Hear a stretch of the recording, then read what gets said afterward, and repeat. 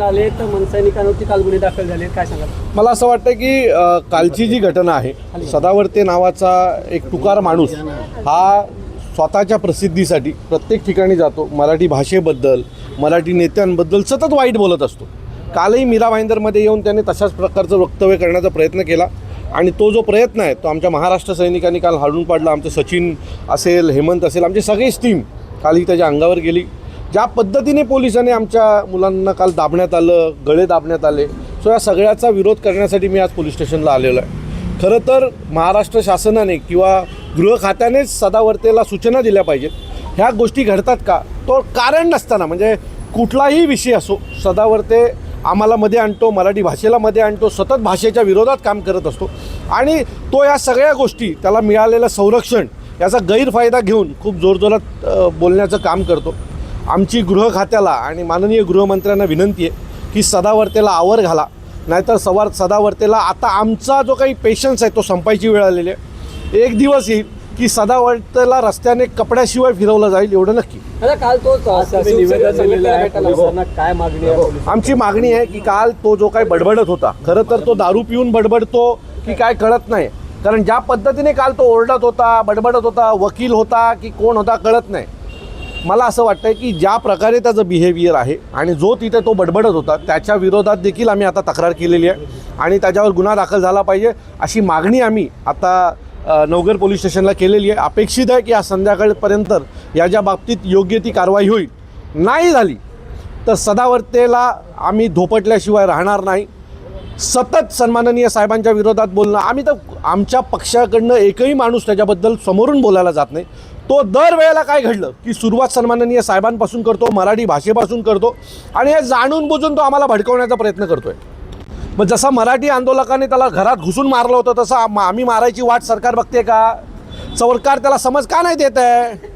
काय जाणून बुजून आमच्या अंगावर? त्याला अपेक्षित काय आहे की आम्ही भर रस्त्यात त्याला कपडे काढून मारावं, हे त्याला अपेक्षित आहे का?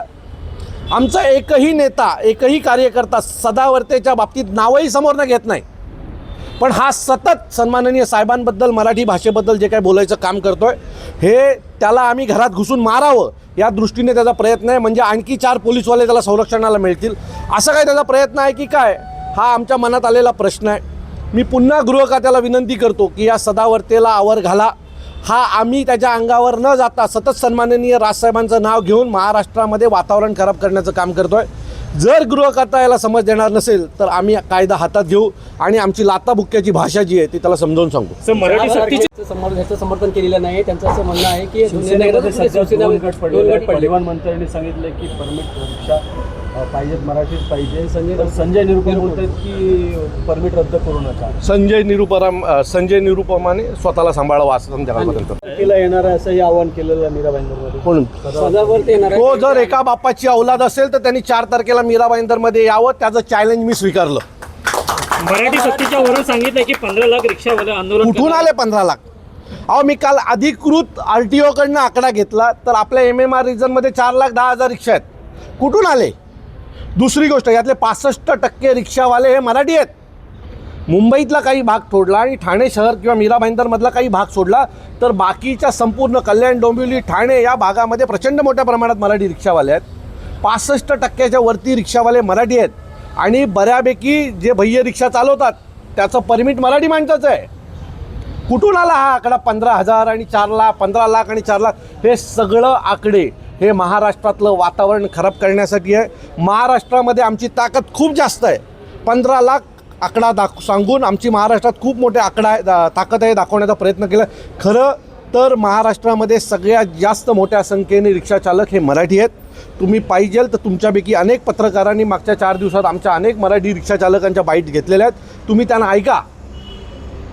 आणि दुसरी गोष्ट, अशीच काही वेळ आली तर आम्ही आमच्या गाड्या काढू, लोकांना घरपर्यंत पोचू. महाराष्ट्रातल्या कुठल्याही माणसाला त्रास होईल असं 4 तारखेला घडणार नाही, हे खात्रीने सांगतो. पण त्याच्यानंतर जर रिक्षा रस्त्यावर उतरवल्यात तर त्या रिक्षा UPलाच पाठवू तुमच्यासोबत.